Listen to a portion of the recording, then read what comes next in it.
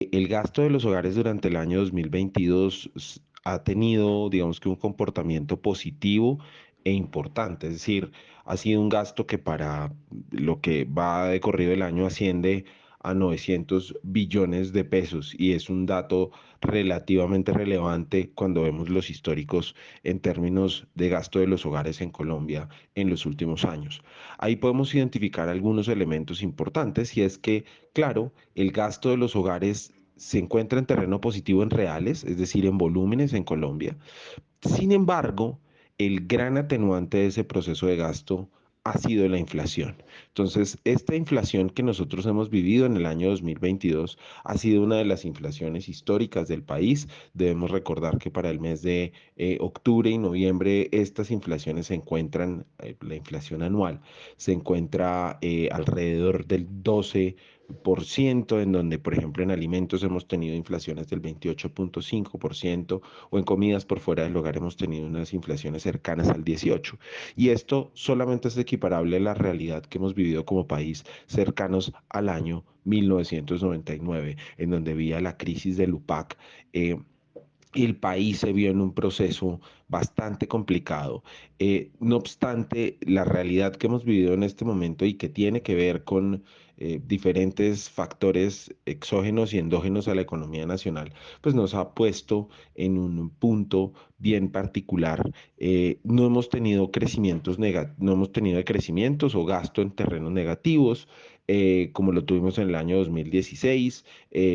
Y claro, hemos tenido una economía que se ha venido acelerando de manera importante, nos hemos recuperado en aspectos como el empleo, particularmente en hogares de ingresos bajos, y nos hemos venido recuperando también de manera bastante interesante en estos números de empleo casi cercanos a la realidad que tuvimos durante el año 2020 o 2019. En este orden de ideas, digamos que, y redondeando un poco la realidad del 22, eventualmente lo que hemos tenido es crecimiento en el gasto en reales, es decir, hemos tenido personas o hemos tenido a los hogares colombianos poniendo cosas en el carro de mercado de manera consistente. El gran problema sin duda ha sido la inflación, inflación que tiene que ver con o que venimos arrastrando en el marco de algunas situaciones como el paro de abril del 21, de abril y mayo del 21, la situación de la desaceleración de la oferta a nivel global, el paro,